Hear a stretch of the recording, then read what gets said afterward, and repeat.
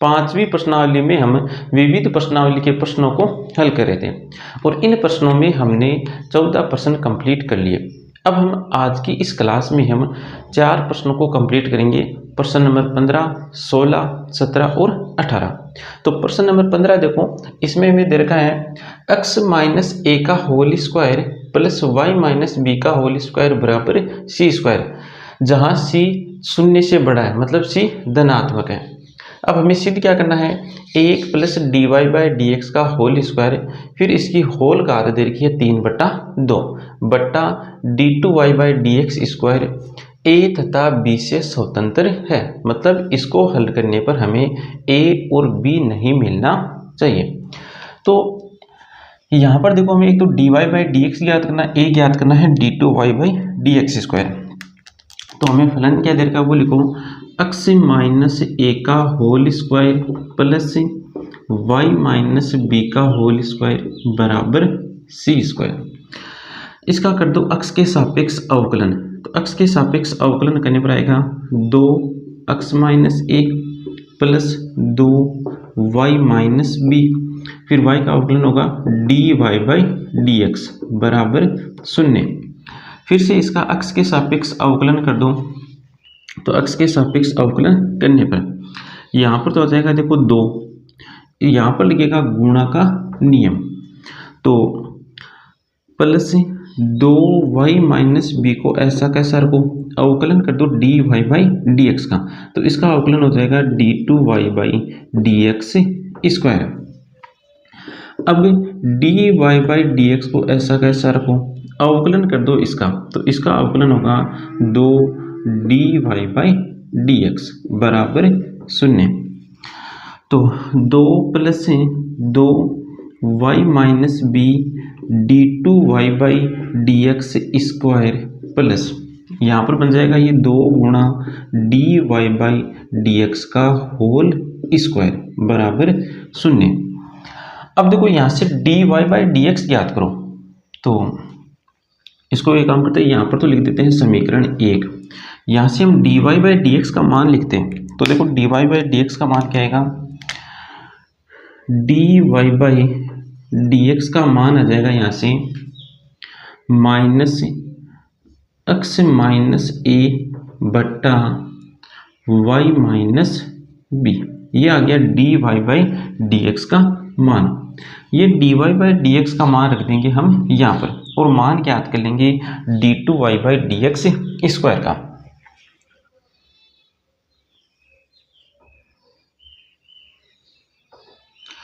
तो लिखो समीकरण 1 व 2 से, 1 व 2 से क्या आएगा, देखो 2 plus 2 y minus b d two y by d x square plus 2 d y by d x का होल स्क्वायर। तो इसका होल स्क्वायर कर दो, तो 2 तो लिखो पहले गुणा में, इसका होल स्क्वायर करेंगे तो माइनस बदल जाएगा प्लस में, और ये आ जाएगा x माइनस ए का होल स्क्वायर बट्टा y माइनस बी का होल स्क्वायर बराबर है 0। 2 गुणा y minus b d two y by d x square बराबर आ जाएगा -2 माइनस का 2 x माइनस ए का होल स्क्वायर बट्टा y माइनस बी का होल स्क्वायर। अब देखो इसको लघुत्तम लेकर हल कर लो, तो लघुत्तम लेकर हल करेंगे तो यहाँ पर आ जाएगा माइनस का 2 y माइनस बी का whole square -2 x minus a का होल स्क्वायर बट्टा y माइनस बी का होल स्क्वायर बराबर क्या चल रहा है, बराबर है 2 गुणा y minus b d two y by d x square.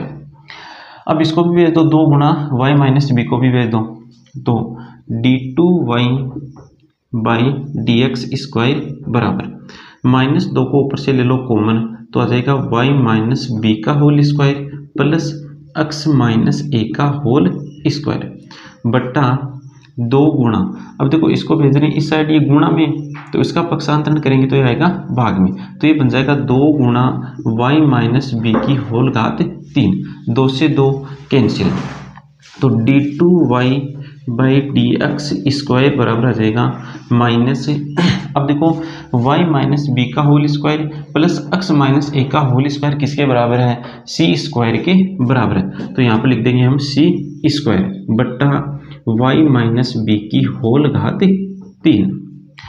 अब देखो जो हमें सिद्ध करना है उसको लिखो, हमें सिद्ध क्या करना है कि इसको हल करने पर a और b से स्वतंत्र राशि मिलनी चाहिए, मतलब हमें a और b नहीं मिलना चाहिए, तो लिखो 1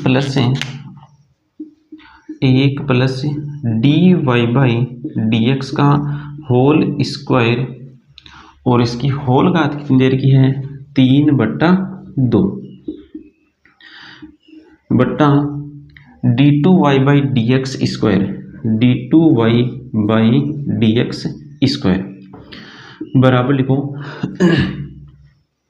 1 plus d y by d x का होल स्क्वायर, तो ये रहा d y by d x, इसका होल स्क्वायर करेंगे तो ये बन जाएगा x माइनस ए का होल स्क्वायर बट्टा y माइनस बी का होल स्क्वायर और इसकी होल घात है 3/2 बट्टा d2y by d x square का मान लिखो, तो इसका मान है माइनस का c स्क्वायर बट्टा y माइनस बी की होल घात 3।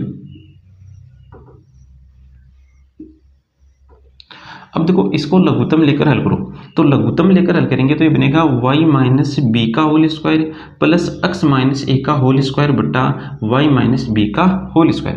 अब देखो ऊपर बन गया y माइनस बी का whole square plus x minus a का होल स्क्वायर, और इसको हम क्या लिख देंगे c स्क्वायर लिखेंगे, तो ऊपर तो बन जाएगा ये c स्क्वायर बट्टा y माइनस बी का होल स्क्वायर और इसकी होल घात कितनी आ जाएगी 3/2। अब देखो इस पद में भाग लग रहा है इसका, तो भाग को हम किस में बदल देंगे, गुणा में बदल देंगे। गुणा में जब हम बदलते हैं तो जिसका भाग लगता है उसका अंश तो चला जाता है हर में और हर आ जाता है अंश में, तो ये बन जाएगा फिर y माइनस बी की होल घात 3 बट्टा माइनस का c स्क्वायर। अब देखो इसको हल कर लो, तो ये घात जो 3/2 है वो c स्क्वायर पर भी आ जाएगी और y माइनस बी के होल स्क्वायर पर भी आएगी, तो यहाँ पर बन जाएगा फिर c स्क्वायर और इसकी घात 3/2 बट्टा y माइनस बी का होल स्क्वायर और इसकी भी घात कितनी हो जाएगी 3/2 गुणा y माइनस बी की होल घात 3 बट्टा माइनस का c स्क्वायर। अब देखो ये घातें हो जाएंगी गुणा, तो 2 से 2 हो जाएगा कैंसिल, यहाँ पर भी 2 से 2 हो जाएगा कैंसिल, तो यहाँ पर बच गया c की घात 3 बट्टा, यहाँ पर भी 2 से 2 कैंसिल हो गया, तो यहाँ पर आएगा y माइनस बी की होल घात 3 गुणा y माइनस बी की होल घात 3 बट्टा माइनस का c स्क्वायर। अब देखो y माइनस बी की होल घात 3 कैंसिल हो जाएगा यहाँ पर, तो ये तो हो गया कैंसिल, यहाँ पर ये तो माइनस का चिन्ह आ जाएगा और c स्क्वायर 2 घात कम कर देगा यहाँ से, तो ये बच जाएगा c। तो यहाँ पर देखो इसको हल करने पर हमें मिला है माइनस का c, मतलब a और b से स्वतंत्र एक राशि हमें मिली है और यही हमें सिद्ध करना था कि a तथा b से स्वतंत्र हो। अगला प्रश्न देखो, इसमें दे रखा है कोस y बराबर x गुणा कोस a प्लस वाई, जहाँ कोस a प्लस माइनस a के बराबर नहीं है।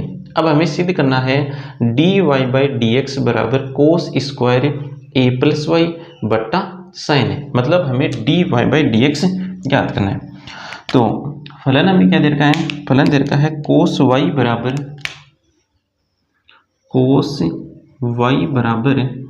x गुणा कोस a प्लस वाई, इसका कर दो x के सापेक्ष अवकलन, तो कोस y का x के सापेक्ष अवकलन होगा minus sine y d y by d x बराबर, यहाँ पर लगेगा गुणा का नियम, तो x को ऐसा कैसा रखूं, अवकलन कर दो कोस ए प्लस वाई का, तो कोस ए प्लस वाई का अवकलन होगा माइनस का साइन ए प्लस वाई। अब कोण का भी अवकलन करो, जैसे यहाँ पर हमने कोण का अवकलन किया, तो कोण का अवकलन आ जाएगा d y by d x plus, अब कोस ए प्लस वाई को तो हम ऐसा कैसा रखेंगे, अवकलन करेंगे हम x का अवकलन होगा 1, तो गुणा में 1 आएगा, उसको लिखने की आवश्यकता नहीं है। तो यहाँ पर देखो minus sine y d y by d x, और यहाँ पर भी देखो ये d y by d x का पद है, इसको भी इस साइड लेकर के आओ तो ये बन जाएगा प्लस में, क्योंकि इस साइड माइनस में, तो इसको बाईं तरफ लेकर के आएंगे तो ये बन जाएगा प्लस में। x sine a plus y d y by d x बराबर कोस ए प्लस वाई। अब यहाँ पर हम d y by d x को कॉमन लेंगे, तो d y by d x को कॉमन लिया तो इसके गुणा में आएगा minus sine y plus x sine a plus y, तो प्लस वाले पद को पहले लिख दो, x sine a plus y minus sine y बराबर है कोस ए प्लस वाई। अब देखो यहाँ पर x का मान रख देंगे हम, यहाँ से x का मान क्या आ जाएगा, x का मान आएगा कोस y बटा कोस ए प्लस वाई, तो d y by d x गुणा x की जगह आएगा कोस y बटा कोस ए प्लस वाई गुणा sine a plus y minus sine y बराबर कोस ए प्लस वाई। यहाँ पर इसको लघुत्तम लेकर हल करो, तो लघुत्तम आ जाएगा cos a plus y d y by d x बराबर गुणा d y by d x गुणा लघुत्तम आएगा कोस ए प्लस वाई, अंश में क्या आ जाएगा, अंश में आएगा sign a plus Y cos y minus sine Y cos a plus Y, sign Y cos a plus Y बराबर कोस ए प्लस वाई। अब देखो साइन ए माइनस बी का एक सूत्र होता है, साइन ए माइनस बी बराबर होता है sine a cos b minus sine b cos a. ये वाला सूत्र देखो यहाँ पर बन रहा है। अब ए की जगह क्या आ रहा है, ए की जगह आ रहा है ए प्लस वाई और बी की जगह आ रहा है वाई। ए की जगह तो क्या आ रहा है, ए की जगह आ रहा है ए प्लस वाई और बी की जगह आ रहा है वाई, तो यहाँ पर ये बनेगा sign a plus y minus Y, तो यहाँ पर वाई से वाई हो जाएगा कैंसिल, क्या बनेगा साइन ए, तो इसकी जगह हम लिख देंगे साइन ए, तो d y by d x गुणा साइन ए बट्टा कोस ए प्लस वाई बराबर कोस ए प्लस वाई। अब इसका कर दो पक्षांतरण, तो d y by d x बराबर आ जाएगा cos square a plus y बट्टा साइन ए, और यही हमें सिद्ध करना है। अगला प्रश्न देखो, इसमें मैं फलन दे रखा है x बराबर a cos t plus t sine t, y बराबर a गुणा sine t minus t cos t. यहाँ पर x और y दो फलन दे रखे हैं और दोनों ही फलन चर t के पदों में लिखे हुए हैं। इसका मतलब हमें यहाँ पर फलनों का प्राचलिक रूप दे रखा है और यहाँ पर प्राचल क्या है, t है।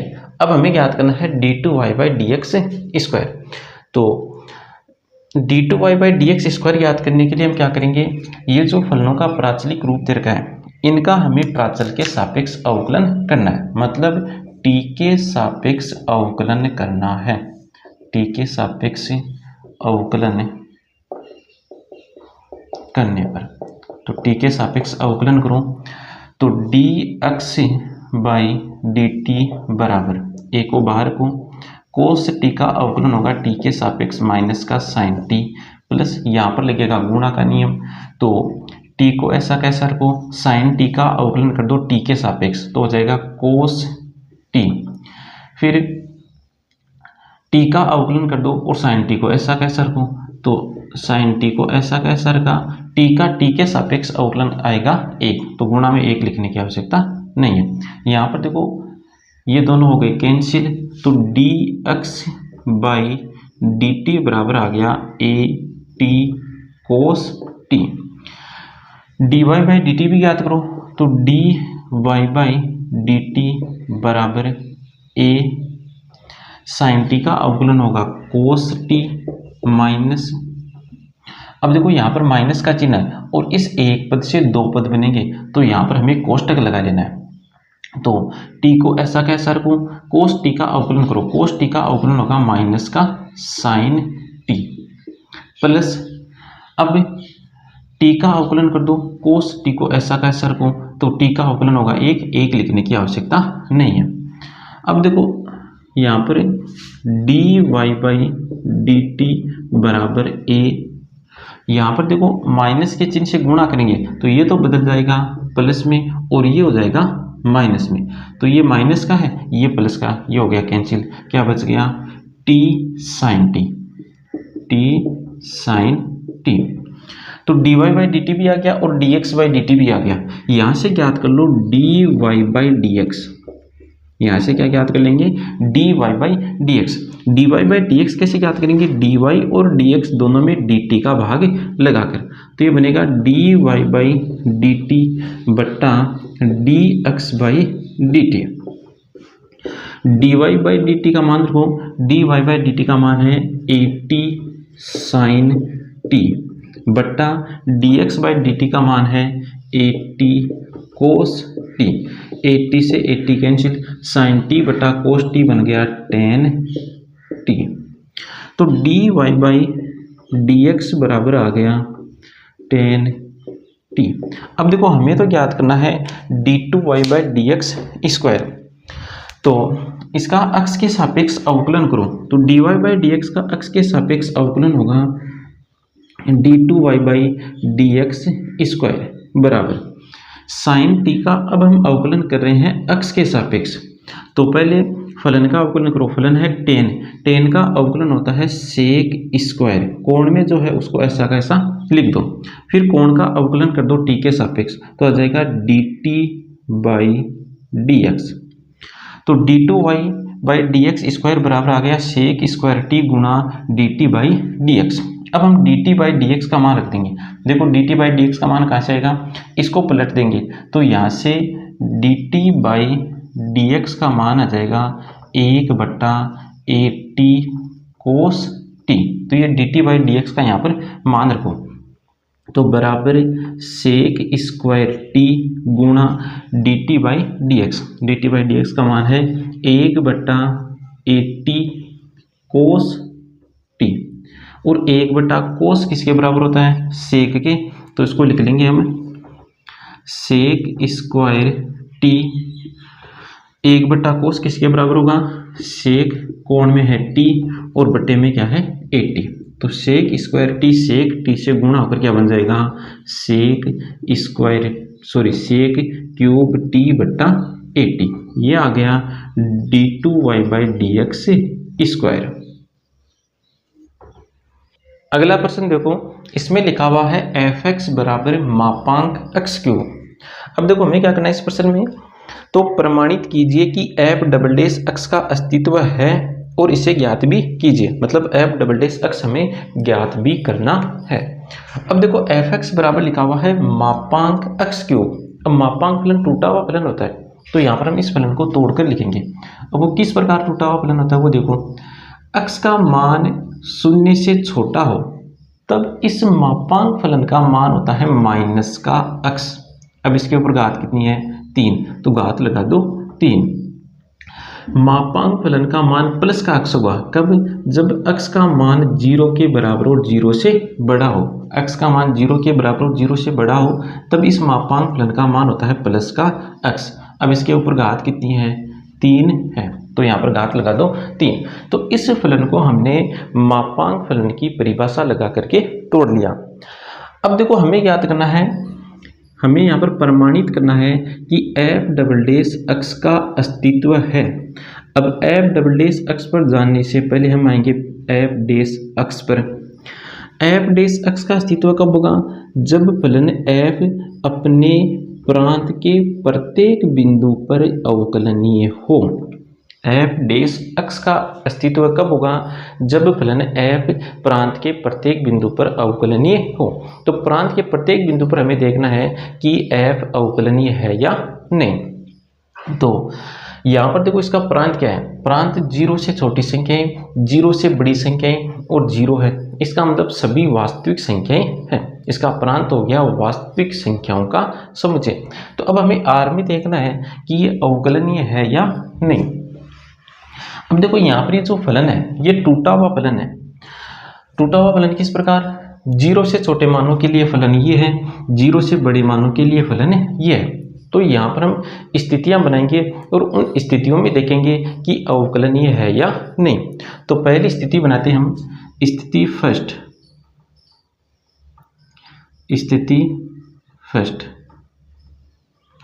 स्थिति फर्स्ट बनेगी जब अक्ष का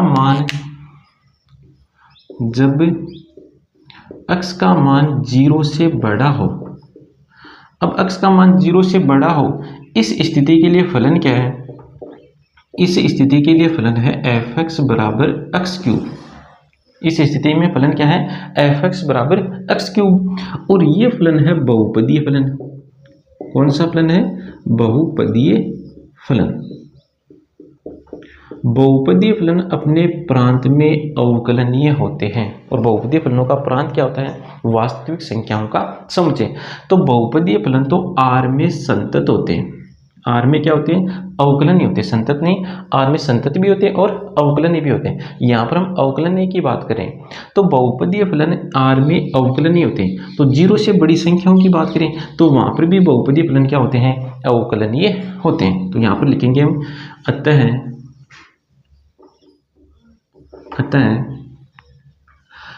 अंतराल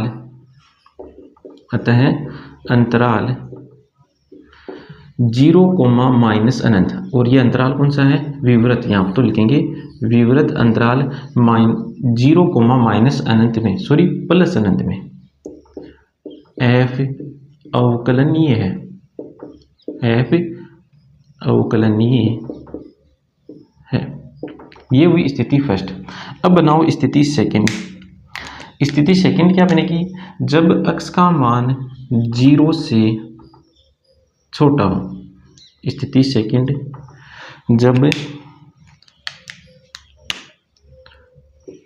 जब अक्ष का मान 0 से छोटा हो। 0 से छोटा है, इस स्थिति के लिए फलन कौन सा है? इस स्थिति के लिए फलन है एफ एक्स बराबर -एक्स क्यूब। ये कौन सा फलन है? बहुपदीय फलन। बहुपदीय फलन आर में अवकलनीय होते हैं। तो 0 से छोटी संख्याओं की बात करें तो वहां पर भी क्या होते हैं? अवकलनीय होते हैं।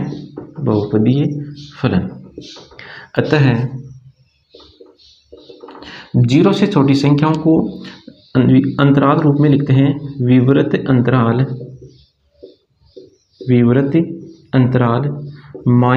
-अनंत, 0 में एफ अवकलनीय है।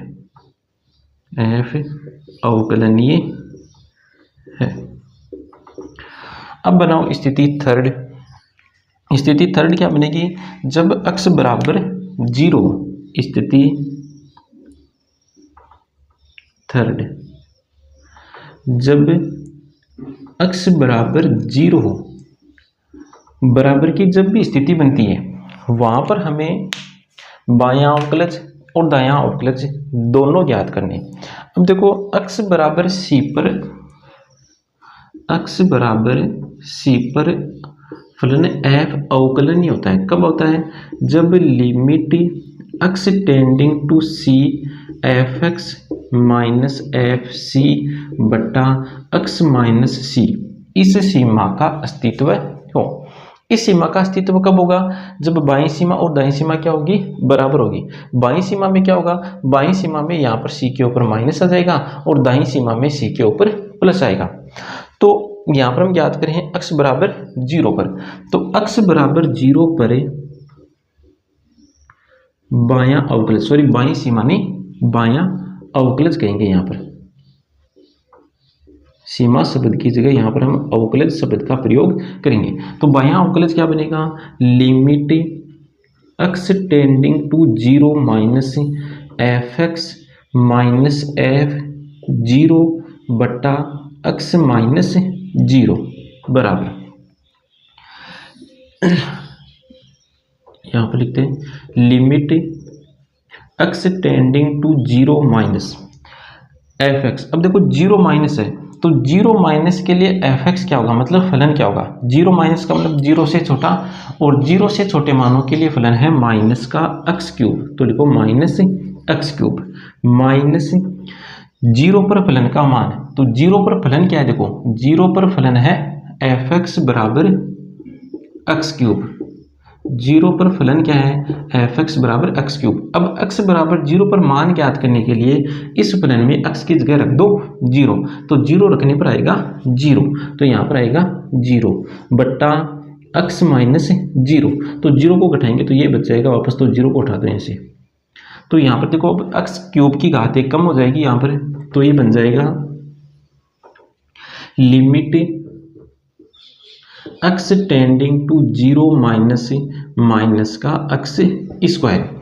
अब सीमा ज्ञात करने की पहली विधि ये है कि जिस बिंदु पर आप सीमा ज्ञात कर रहे हो वो बिंदु यहाँ पर इस फलन में रख दो, तो यहाँ पर रखने पर आ जाएगा 0, तो यहाँ पर बायां अवकलज कितना आ गया, 0 आ गया। अब हम ज्ञात करेंगे एक्स बराबर 0 पर दायां अवकलज, तो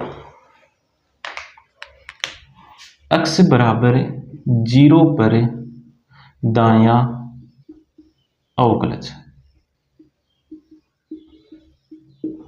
एक्स बराबर 0 पर दायां अवकलज में क्या लिखेंगे, सी के ऊपर क्या आता है प्लस, तो यहाँ पर 0 के ऊपर प्लस आ जाएगा, तो ये बन जाएगा limit x tending to 0 plus f x minus f 0 बट्टा एक्स माइनस 0 बराबर limit x tending to 0 plus, अब 0 प्लस का मतलब 0 से बड़ा, और 0 से बड़े मानों के लिए फलन है एक्स क्यूब, तो एफ एक्स की जगह तो आ जाएगा एक्स क्यूब, और 0 पर फलन का मान अभी मैंने ज्ञात किया 0 आया, तो यहाँ से 0 घटाएंगे तो एक्स क्यूब वापस आ जाएगा, बट्टे में है एक्स, तो ये आ गया limit x tending to 0 plus x square. अब एक्स की जगह रख दो 0, तो ये आ गया 0, तो यहाँ पर बायां अवकलज एल एच डी बराबर है आर एच डी के, लेफ्ट हैंड डेरिवेटिव बराबर है राइट हैंड डेरिवेटिव के, बायां अवकलज दाएं अवकलज के बराबर है। इसका मतलब ये हुआ कि x बराबर 0 पर फलन अवकलनीय है, x बराबर 0 पर फलन अवकलनीय है, x बराबर 0 पर फलन अवकलनीय है। अब देखो 0 से बड़े मानों पर भी फलन अवकलनीय है, 0 से छोटे मानों पर भी फलन अवकलनीय है, और 0 पर भी फलन अवकलनीय है। इसका मतलब ये फलन प्रांत के प्रत्येक बिंदु पर अवकलनीय है। अतः फलन f प्रांत के प्रत्येक बिंदु पर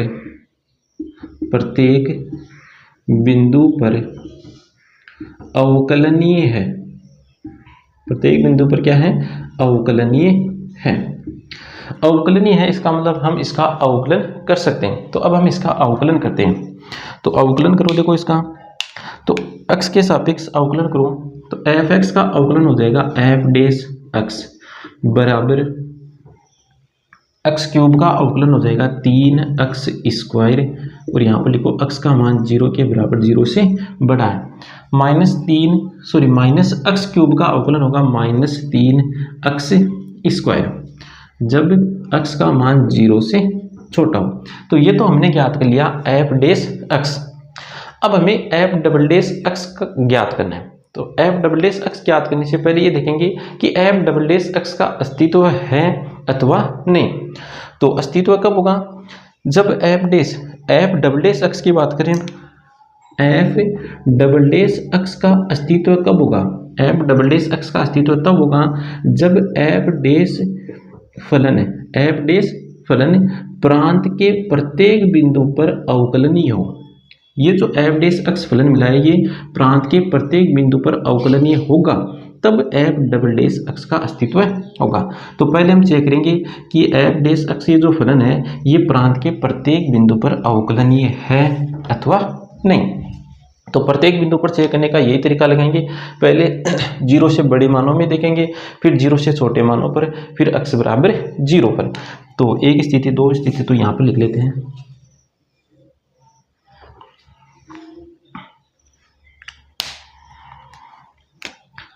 स्थिति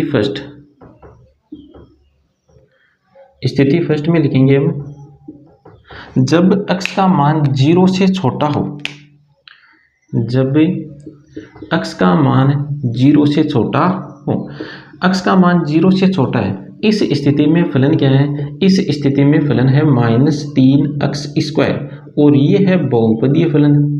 कौन सा फलन है? बहुपदीय फलन। बहुपदीय फलन R में अवकलनीय होते हैं, तो 0 से छोटी संख्याओं की बात करें तो उसमें भी क्या है? अवकलनीय है। अतः विवृत अंतराल 0 से छोटी संख्याओं को अंतराल रूप में किस प्रकार लिखते हैं?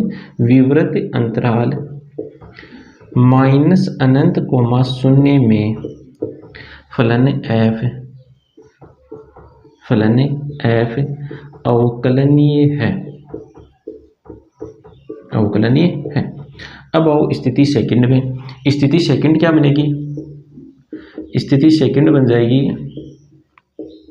जब x का मान 0 से बड़ा हो, x का मान 0 से बड़ा है, इस स्थिति में फलन क्या आएगा? इस स्थिति में फलन आएगा fx बराबर 3x²। 0 से छोटा, 0 से बड़ा, मतलब ये एस में का बन जाए ना, तब हमें यही देख लेना है कि फलन कौन सा है।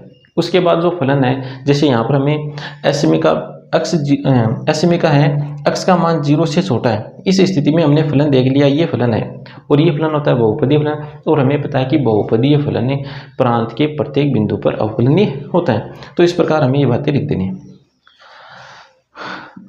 fx बराबर 3x², ये कौन सा फलन है? बहुपदीय फलन है। अब बहुपदीय फलन तो R में संतत होता है, तो 0 से बड़ी संख्याओं की बात करें तो वहां पर भी क्या होगा? संतत होगा। तो अतः 0 से बड़ी संख्याओं को अंतराल रूप में लिखेंगे, विवृत अंतराल 0, -∞ में f अवकलनीय है। तो 0 से छोटी, 0 से बड़ी संख्याएं, इनमें तो ये फलन अवकलनीय है। कौन सा फलन? यहाँ पर देखो f डैश x लिखो भाई, यहाँ पर क्या आएगा? f डैश x है। तो ये f डैश x जो फलन है ये 0 से छोटी, 0 से बड़ी, इन संख्याओं में तो संतत है। अब एक बच गया x बराबर 0, तो यहाँ पर बनाते हैं स्थिति x बराबर 0 की। स्थिति थर्ड क्या बनेगी? जब x बराबर 0 हो, जब x बराबर 0 बराबर की स्थिति बन रही है, इसका मतलब हमें बायां अवकलज भी ज्ञात करना है और दायां अवकलज भी ज्ञात करना है। एस में की स्थिति बने, वहां पर हमें बायां अवकलज दायां अवकलज ज्ञात करने की आवश्यकता नहीं है, वहां पर हमें फलन देख लेना है कि कौन सा फलन है। अब देखो पहले ज्ञात करते हैं x बराबर 0 पर बाईं सीमा। तो x बराबर 0 पर बाईं सीमा में लिखेंगे क्या? Limit x tending to 0 minus fx minus f0 बटा x माइनस 0। अब देखो यहाँ पर फलन f डैश है, f नहीं, तो यहाँ पर हम लिखेंगे f डैश बराबर limit x tending to 0 minus f dash x का मान कितना होगा? जब x टेंडिंग टू 0 माइनस हो, मतलब 0 से छोटे मानों के लिए f डैश x का मान देखो, तो 0 से छोटे मानों के लिए f डैश x का मान है -3x²। f डैश 0 का मान ज्ञात करो, मतलब x बराबर 0 पर फलन का मान ज्ञात करो। तो x बराबर 0 पर देखो फलन क्या है? x बराबर 0 पर फलन है fx बराबर 3x²। अब x की जगह रख दो 0, तो 0 रखने पर आ जाएगा 0। तो f डैश 0 का मान कितना है? जीरो है, तो जीरो को लिखने की आवश्यकता नहीं है, बट्टा x। तो यहाँ पर आ गया limit x tending to zero minus का 3x। अब x की जगह रख दो जीरो, तो ये आ गया जीरो। तो x बराबर जीरो पर बाईं सीमा का मान आ गया जीरो। अब ज्ञात करो x बराबर जीरो पर दाईं सीमा RHD। तो उसमें लिखेंगे क्या, limit x tending to zero plus f dash x minus f dash zero बटा x माइनस जीरो। यहाँ पर देखो फलन f डेस है, तो यहाँ पर हमें f नहीं लिखना है, यहाँ पर क्या लिखना है, f डेस लिखना है। अब देखो f डेस x का मान कितना होगा, f डेस जीरो का मान कितना होगा,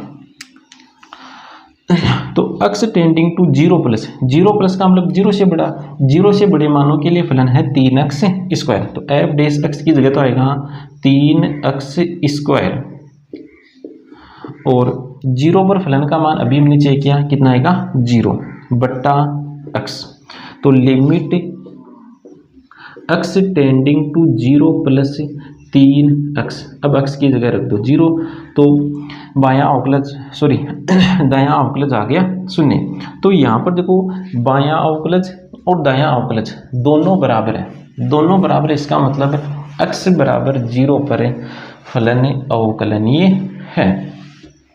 तो यहाँ पर लिखते हैं बायां अवकलज बराबर है दाएं अवकलज के। बायां अवकलज किसके बराबर है, दाएं अवकलज के। इसका मतलब x बराबर जीरो पर f डेस अवकलनीय है, यहाँ पर देखो क्या लिखा है, यहाँ पर भी देखो f डेस आएगा, f डेस क्या है, अवकलनीय। तो देखो फलन f डेस जीरो से छोटे मानों में भी अवकलन है, जीरो से बड़े मानों में भी अवकलनीय है, और जीरो पर भी अवकलनीय है। इसका मतलब प्रांत के प्रत्येक बिंदु पर अवकलनीय है। अतः f डेस प्रांत के प्रत्येक बिंदु पर अवकलनीय है। इसका मतलब हम इसका अवकलन ज्ञात कर सकते हैं। तो अब इसका अवकलन कर दो x के सापेक्ष, तो आ जाएगा f डबल डेस x बराबर, इसका अवकलन हो जाएगा 6x और इसका अवकलन हो जाएगा माइनस का 6x। साथ में x की स्थितियां भी लिखो, x छोटा है जीरो से, यहाँ पर x बराबर है जीरो के और जीरो से बड़ा है। अब देखो यहाँ पर हमें ये दो ही बातें ज्ञात करनी थी। पहली बात कि f डबल डेस x का अस्तित्व है, ये प्रमाणित कीजिए। तो यहाँ पर हमने प्रमाणित कर दिया कि f डेस प्रांत के प्रत्येक बिंदु पर अवकलनीय है। इसका मतलब ये होगा कि f डबल डेस x का अस्तित्व है, तभी हमने f डबल डेस x ज्ञात कर लिया। तो यहाँ पर हम लिख देंगे f, यहाँ पर भी लिख देंगे, अतः f डबल डेस का अस्तित्व है।